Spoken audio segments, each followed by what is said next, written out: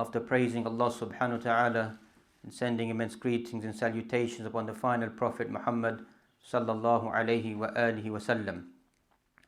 As we mentioned on numerous occasions, that the bi'ah, the environment that we live in, begins to have a great impact upon the culture or the mindset of the people. That the common practices amongst the people begin to become common practices even amongst us Muslims, that we begin to adopt the traits, the characteristics and the culture of the people around us. And thus a person needs to preserve their identity and preserve holding fast to the traits and the characteristics of al-Islam. Otherwise we find that more and more of us Muslims begin to follow these common habits. And some of these common habits, they are sins or even major sins that common people begin to do and find them trivial, that we as Muslims begin to follow these same practices as well.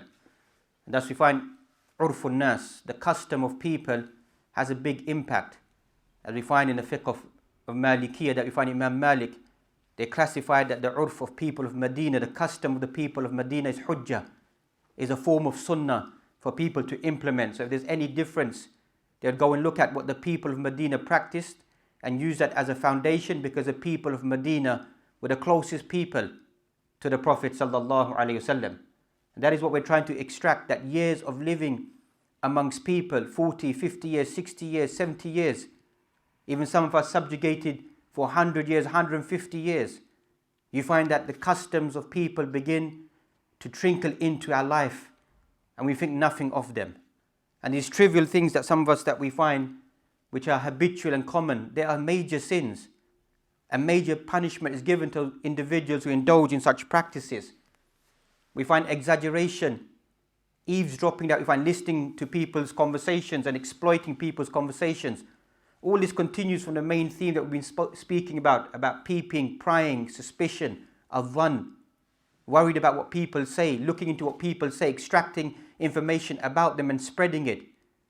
This is all a culture that is common around us, that then some of us Muslims begin to follow this culture and think nothing of it. That if we just hear some information and we begin to relay it to another individual, so sufficient it is as a sin. And يحدث الرجل بكل ما سمع, that a person narrates everything that they hear, they begin to narrate it. They don't verify it. Anybody tells them something, they just begin to narrate it without authenticating and checking it. And as we mentioned at Surah al-Hujurat, all this surah full of adab and etiquettes about verification of news and information that we find. And this eavesdropping or listening to people's conversations and spreading them all follows from the path of suspicion, of being suspicious, of looking into people, over suspicious, listening and trying to extract something that a person can exploit about another individual. And thus in today's hadith, it focuses upon three things that some of us may think that they're trivial. The first hadith speaks about a person narrating about dreams. The second about a person يستمع إلى قول أو حديث الناس, listens to the speech of people and begins to spread that around. And a third individual is a person who makes tasweer, who draws pictures, depicts images, statues, idols, relics of people, drawings of living things. And these things, as we began with, that some of these things are trivial for us. They're minor things, that these sins don't have no impact on the society of Muslims around us. But yet look how the Prophet ﷺ described these people and the punishment for such individuals. And Ibn Abbas radiyallahu ta'ala anhuma, قال النبي صلى الله عليه وسلم من تحلم بحلم لم يراه. Whoever narrates about a dream, لم يراه, he didn't actually see that dream, كلف أن يعقد بين شعيرتين. That person will be told to tie a knot between two pieces of grain, of barley, of wheat, of rice, whatever it may be, to tie a knot between these two. وَلَنْ يَفْعَلَ. He's not going to be able to do that. هذا مستحيل. It's impossible. وَمَنِ اسْتَمَعَ إِلَى حَدِيثِ قَوْمٍ وَهُمْ لَهُ كَارِهُونَ. Person begins to pay attention, lends an ear to people's speech whilst they're speaking amongst themselves. They're disliking that. It doesn't concern this individual. He tries to listen to the conversation. أَوْ يَفِرُّونَ مِنْهُ. Or they're trying to get away from him, but this person is following them. Common language today, the media world that we find, Twitter, Facebook, searching, listening. So it doesn't necessarily mean that a person is physically present. Some people try to search information. People trying to flee away, person begins to dive and delve into trying to extract some information to serve their purpose. Subba fi udhunayhi al-anuku yawm al-qiyamah. On that day of judgment, molten brass or lead will be poured into the ear of the individual. وَمَنْ صَوَّرَ صُورَةً عُذِّبَ. Whoever makes a picture will be punished. وَكُلِّفَ أَنْ يَنْفُخَ فِيهَا وَلَيْسَ بِنَافِخٍ. And be told to give life to that which they drew or that which they depicted. But they're not going to be able to do that because that only belongs to Allah subhanahu wa ta'ala. Hadith inside the Sahih of Imam Bukhari.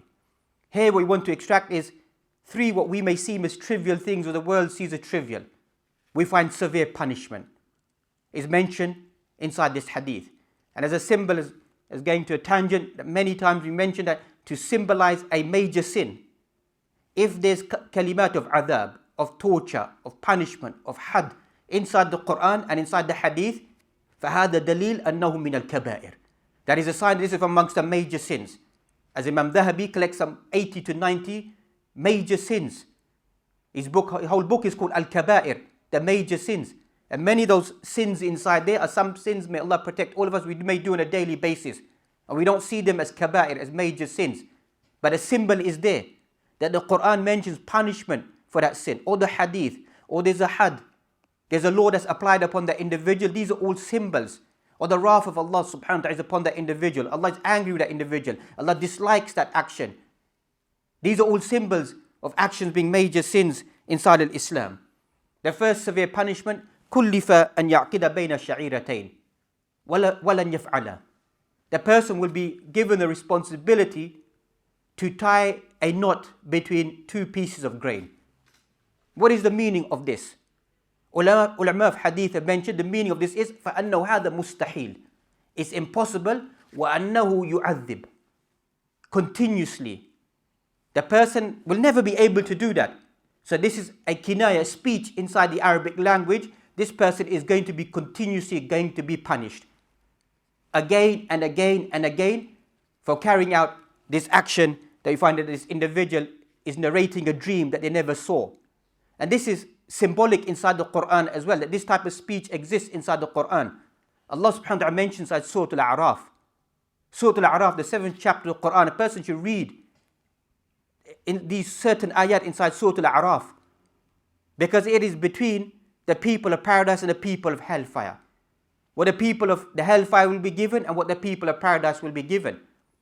In there Allah subhanahu wa ta'ala mentions لا تفتح لهم أبواب السماء ولا يدخلون الجنة حتى يلج الجمل في سم الخياط. These people, the doors of paradise will never open for them. The doors of heaven will never open for them until the camel goes through the eye of the needle. This is once again kinaya, mustahil. The camel can never ever go through the eye of the needle. Thus disbelieving individuals will never go to Jannah.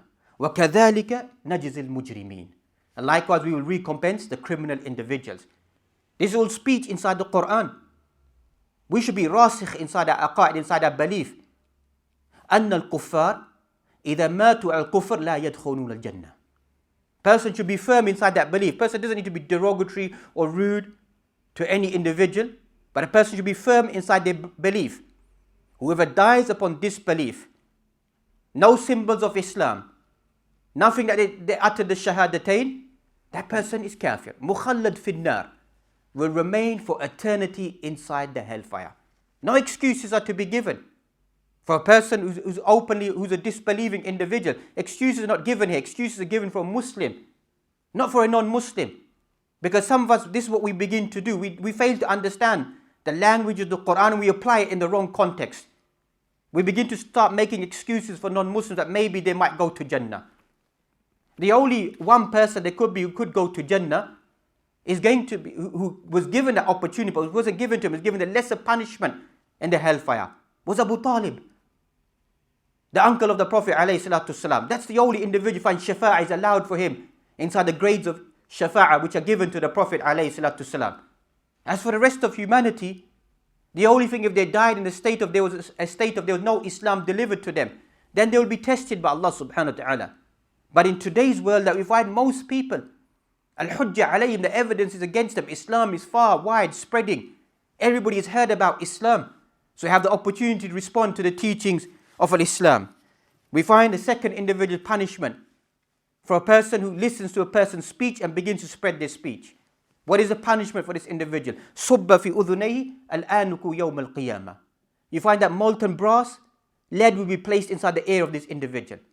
The third individual who draws pictures, who makes statues, this individual عُذِّبَ, will be punished and be given the responsibility or to be asked, blow into that which you created with your own hands, or that which you drew. These are punishments, severe punishments for these individuals that we find. And what is the link between these three types of individuals? It's forms of lying, exaggeration, and seeking attention. The person who narrates a dream doesn't see the dream, wants people to maybe marvel at their dream, to be surprised at their dream, to listen to their dream.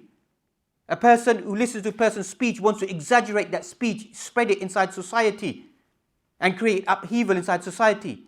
And a person who draws pictures maybe of their own self or other people is to exaggerate, exonerate them, to show respect to them. This is what we can find the link inside this hadith possibly that exists about these type of individuals.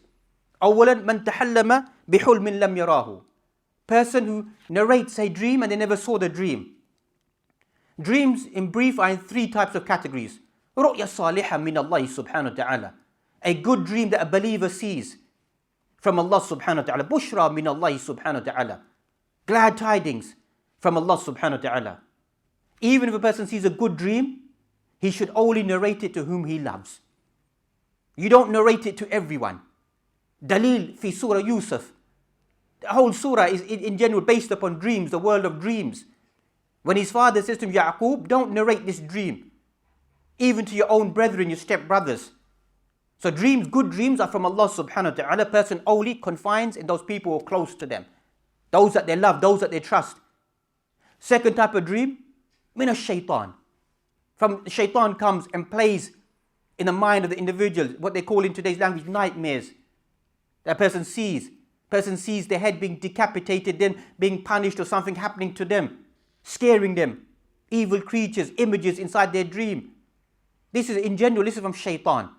And a person, they wake up in a nightmare, they should seek ta'awud and spit, and then change their direction of sleeping, and seek refuge with Allah subhanahu wa ta'ala from any evil. And they should not narrate that dream to anyone. Shouldn't narrate it. That is the sunnah of the Prophet ﷺ. The third type of dream, adghathu ahlamin, inside Surah Yusuf verse 44. That these are the people, the advisors around the king, they couldn't interpret the dream. They said these are adghathu ahlam, these are mixed up dreams. Ulama have described the mixed up dreams of what a person may do in their daily life. Persons an accountant by profession in a sport. They said they dream about money, dream about their work, dream about a sport. Mixed up dreams have no meaning. That's many of us, we dream. But by the time we wake up in the morning, as I say, most dreams are taken away. Even though we find 146 of dream is a concept of nubuwah, is revelation. But most of we don't retain it inside our minds. Then we find religious dreams. That people, they go around saying, I saw a religious dream. People who dream that it's the end of the world. Destruction. This will happen. I saw this. I saw that. The world will be destroyed at a certain time, certain area, in a certain era, in a certain year. كلها باطلة. All of it is false. Because ahkam is not based upon dreams except for al-anbiya. So even if a righteous person says, I saw in a dream that the world is going to be destroyed, or this calamity that we're facing at the moment, that some people are spreading, I saw this in a dream. We're going to be facing a virus, we're going to be facing this, the Kaaba is going to be shut down. La asl laha. It has no foundation inside our deen. It could be a dream for that individual. We don't base our sharia upon dreams. Even if they happen to be righteous people. Person should be taken with a big pinch of salt. And that's why you find the extremity of people who narrate dreams that they don't see. One of the biggest calamities that we find is people who exaggerate and say, and some people may be upset about this, that they say that they saw the Prophet ﷺ inside a dream. And it's true, man ra'ani fil manam faqad ra'ani. Whoever sees the Prophet ﷺ in a dream has seen the Prophet ﷺ. Because ash-shaytan la yumathilu bihi. The shaitan can never imitate the Prophet ﷺ, can never come. But shaitan can deceive people. and pretend to be the Prophet ﷺ and tell him certain words which go against the Sharia, or give them certain glad tidings which go against the Sharia. And some people have made it the benchmark. If you've seen the Prophet ﷺ inside a dream, that means you're a real believer. They've made it a benchmark. So they ask these intricate questions. If you've seen him, that means you're a real believer. That's not hujjah once again. There is no proof that a person needs to see the Prophet ﷺ in a dream to certify that you are a real believer in him. If you do see him, sallallahu alaihi wasallam, the people who know his traits will recognize him. That's why I read Imam Tirmidhi's Ash-Shama'il al-Muhammadiyya, sallallahu alaihi wasallam, whereby he depicts or he speaks about all of the characteristics of sifat al-khuluqiyya wal-khalqiyya, all of the depictive nature of his characteristics, his behavior, his dress sense, his beard, his hair, his garments, his sleeping, his eating, his drinking, urinating, defecating. All of it is documented there. So a person who reads about that will quickly, when they see, and if they're blessed with that opportunity, will recognize the Prophet ﷺ. And even then, some of the ulama mention, person shouldn't narrate it. Because some form of ujab, being marveled, being proud, being arrogant, being that you're a preferred individual, could delve into the heart of the individual. That is the dangerous factor that's entered into some of our hearts and our minds regarding seeing such dreams. وَمَنِ اسْتَمَعَ إِلَى حَدِيثِ قَوْمٍ, whoever listens to the speech of people, وَهُمْ لَهُ كَارِهُونَ, and they dislike that, أَوْ يَفِرُّونَ مِنْهُ صُبَّ فِي أُذُنِهِ الْآلُكُ يَوْمَ الْقِيَامَةِ. On the day of judgment, that person who's eavesdropping, that you find the punishment as an individual. Eavesdropping, that you find going into someone's privacy to get information about a person and to add some information to it, to spread it inside society, that we find. That we find is similar inside the Quran. It mentions inside Surah al-Jinn, whereby Allah mentions وَأَنَّا لَمَسْنَا السَّمَاءَ فَوَجَدْنَاهَا مُلِعَتْ حَرَسًا شَدِيدًا وَالشُّهُبًا. The jinn speak about when we returned back to the heavens, we found it guarded. We found it protected with flames of fire. Because according previously what happened, that the jinn would travel to the lowest heavens, and they would listen to some form of revelation or commandments that were given to the angels, and they will snatch from that. And they'll bring it down to the earth. And they'll mix 99 lies with it. But then we find Allah mentions, وَأَنَّا كُنَّا نَقْعَدُ مِنَا مَقَاعِدَ لِلسَّمْعِ. We used to sit there waiting for information to come. But then what happened? فَمَنْ يَسْتَمِعِ الْآنَ يَجِدْ لَهُ شِهَابًا رَصَدًا. But now we find in ambush, the fire, that's where you find the meteorites ulama mentioned, inside the heavens, they are there to رُجُومًا لِلشَّيَاطِينَ. They've been there, placed there to be thrown upon the shayateen. So thus they can't listen to the information in the heavens again. What we're trying to highlight here is that istima'ul qawm, listen to people, is like the way of the jinn. To try to extract information, the jinn go back to whom? To soothsayers, to the kahin. The person looks at the crystal maze, the crystal globe, the crystal ball, adds lies to it. Chinese whispers in today's words, takes one piece of information, extracts it, goes beyond the limits. Thus you find that this suspiciousness leads on to what? People who delve inside these type of things of seeking information about people, about the future, about other people. What happens? It sounds extreme, it leads to kufr. This is the beginning steps that we find that people want to find out. People are always wary about what would happen in the future, what will happen to me.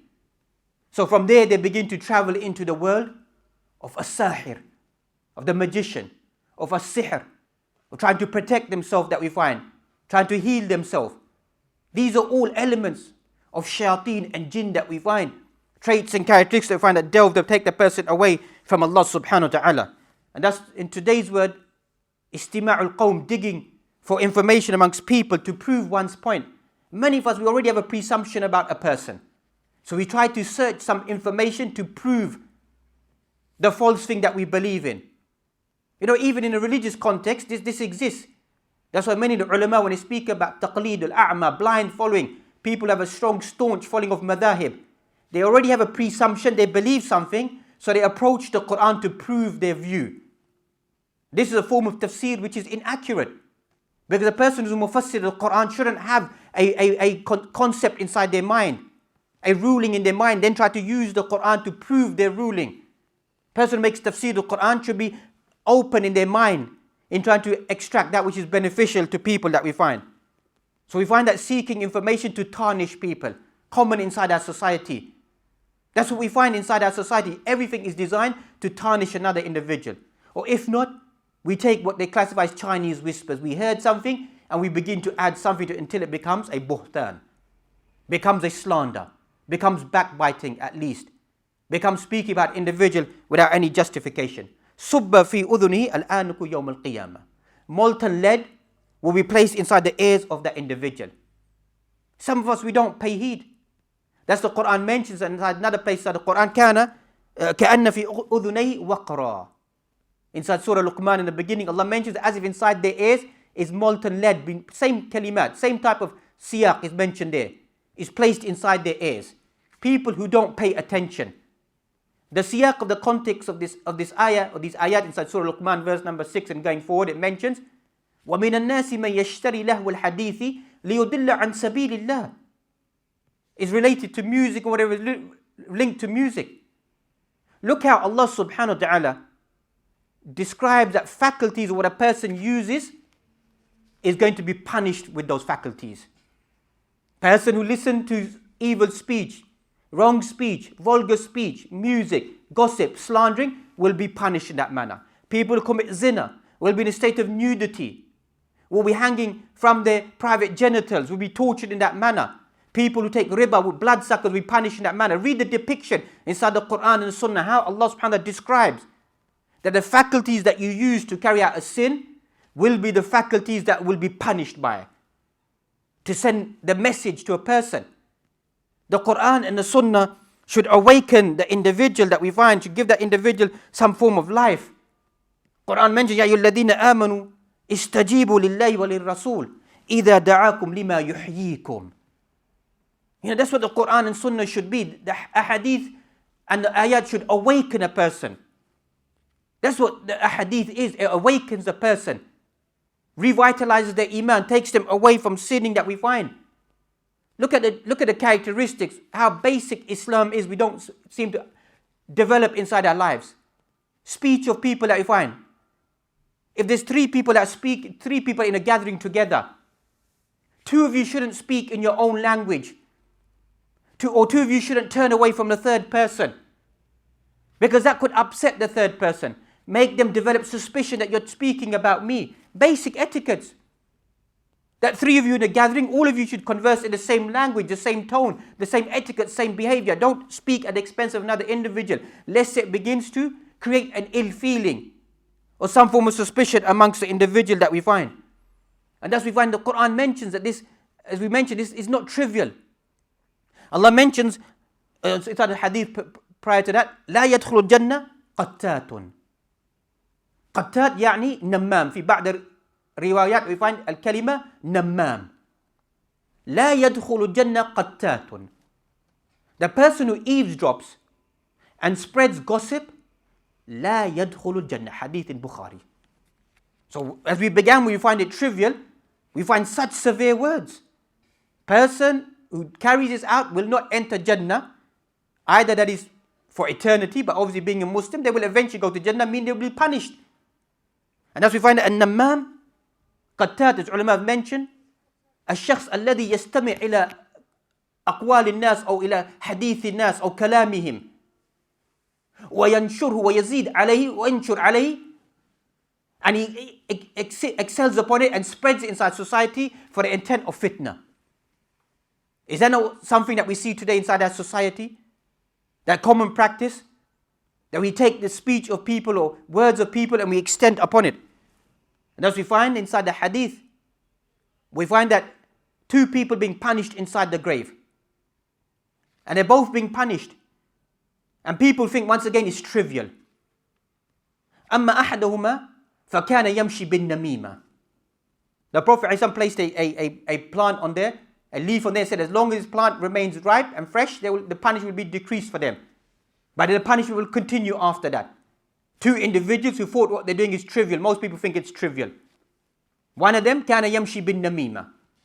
First one used to go spread gossip about people. يعذب في القبر, being punished inside the grave. وأما الثاني, the second one, never used to protect himself من البول, from urine. Drops of urine would drop on his clothes, on his body. Didn't care. Just like we find how people, may Allah guide these people, how people defecate and urinate, standing, etc. that we find. Once again, as we began with, sounds trivial. These are traits that some of us Muslims that we do today.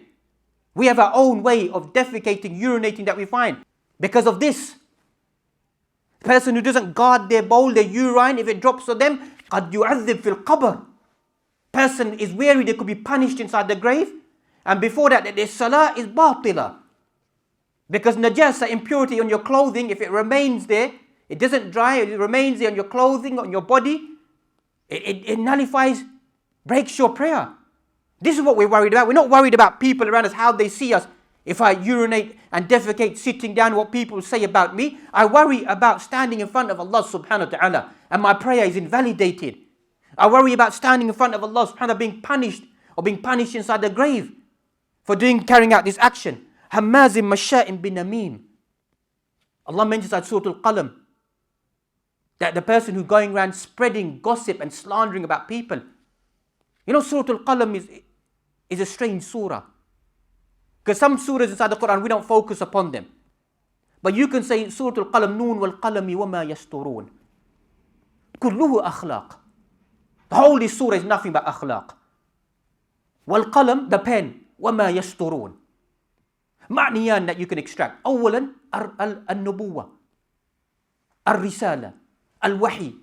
Allah says to the pen, uktub, write what will occur from today until the end of time. The revelation is written.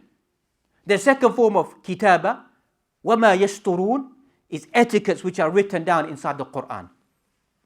Etiquettes, how to live a life, how to behave ourselves, what to do. So that's you find inside this surah that it mentions, وَإِنَّكَ لَعَلَى خُلُقٍ عَظِيمٍ. Your character is so sublime and so manifest. أحد المفسرين ابن جزي الكلبي الأندلسي من مدينة غرناطة, from Granada, his famous tafsir. من هذه الآية وإنك لعلى خلق عظيم استخرج, he extracted أكثر من 30 فوائد. One verse. He said from this one verse وإنك لعلى خلق عظيم, more than 33 benefits you can extract from this one verse about the Prophet ﷺ, about his fine character and his fine behavior. So let's read this surah. People slandering, gossiping, person who's proud about their wealth, their children, their power, their dignity. People of the garden, richness given to them. They said, don't let the masakin come into our garden and pluck some of the fruits. They began to whisper amongst themselves, don't let these poor people come take some fruits. What does a few fruits take away from your garden, from your orchards, from your richness? Look how bukhala they were, how wretched they were, not to share a few fruits. Then Allah mentions about the people of Jannah. Then Allah mentions, أَفَنَجْعَلُ الْمُسْلِمِينَ كَالْمُجْرِمِينَ. Are we going to make Muslims like criminals? Then Allah concludes about Sahib al-Hut, about the Noon, how he became what he drifted away. And Allah mentions that this could be the punishment he could face. These are all lessons that we can extract from Surah al-Qalam. As the final part of the hadith that we find, وَمَنْ صَوَّرَ صُورَةً عُذِّبَ. The person who makes a picture, depicts a statue, draws any living thing. As ulama mentioned, any living thing that contains a soul, like human beings and animals that we find, a person draws that or makes a statue image of that, what will happen to that individual? كُلِّفَ أَنْ يَنْفُخَ فِيهَا وَلَيْسَ بِنَافِخٍ. The person will be given the responsibility, you said that, blow life into what you've created, and they're not going to be able to do that because Allah subhanahu wa ta'ala huwa al-Khaliq. The creator is Allah subhanahu wa ta'ala. Once again, we may think that this is something trivial, drawing of pictures of living things, or making imagery of people. Remember, this leads to people glorifying people, in a linguistic term, making people demigods. Extra reverence that we find. Read inside Surah Nuh. وَقَالُوا لَا تَذَرُنَّ آلِهَتَكُمْ. They said, don't forsake your gods. Don't give up your gods. Don't give up these 5 people. Wad wa Su'a wa Yaghuth wa Ya'uq wa Nasr. Read the tafsir in Tafsir Ibn Kathir. These 5 individuals who were just pious people. But shaitan came and said, just make something to remember these people. Do some sadaqat remembering these people. Next generation came, began to overpraise them. Next generation came and shirk entered into people, they began to worship them. So that's why Islam is harsh against imagery, against depiction that we find. Hadith in Bukhari, أحيوا ما خلقتم. On a day of judgment, we said, give life to that which you think that you've created. أشد الناس عذابا يوم القيامة المصورون. The most severest of people of punishment on the day of judgment will be people who deal with imagery, who draw people, who make statues, who make this imagery that we find, will be severe punishment on the day of judgment that we find. The only some leniency that we find is for beneficial purposes that we find, for education or something else, for traveling or trying to find criminals or something that may exist that ulama have spoken about. As for what's become common practice, once again, we find it trivial. But what do we find around us? Plastered all over the Muslim world. Images of people that we need to show reverence to. Wherever you go. You know, this is all taqleedul gharb. This is all imitating the West. Because they have this image of over-reverence of the kings and the queens, and wherever they go, they depict their images and their pictures so people can recognize this is the ruler of the country. That's what we find in the Muslim world. That we find wherever you go, you find that this imagery is just placed, plastered everywhere. For what intent? If we're all in unison and we all agree that imagery is only there for a certain purpose, why is there an exception to the rule? Why is this all depicted everywhere? Is it possibly for the reason, not to sound political, to force people, to remind people that we are the people that govern you? Show reverence and respect to us. This is what we call a concept of demigods. That people want to be revered. They want to be over-respected. They want to be over-known. That symbols of them are there. And that's why some of these people even make statues of themselves. So, and we know that making of tamthil and statues is derogatory inside Islam. In the same hadith that we speak about, Tawheed, that the Prophet ﷺ said that go and desecrate any grave which is beyond a handspan. In the same hadith he mentioned, go and dismantle any statues, any images. In the same hadith it mentions that. But why do we take a double standard inside our lives? That we're so harsh against that, we should be equally harsh against that which people deliver inside society to begin to lead to over-reverence that we find. And as we began with, all these affairs are not trivial. They're not trivial things that we think. They become common practice. Whether on that level or even inside Muslim homes, that we find imagery of our family members displayed inside our homes. Hadith is quite clear. Angels do not enter into a home whereby a picture is displayed. So why do we take these pictures down when someone dies inside our families? Because why we say the excuse? Because angels won't enter into the home to pray for mercy of that person. So what about the rest of the year? What about the rest of our lives?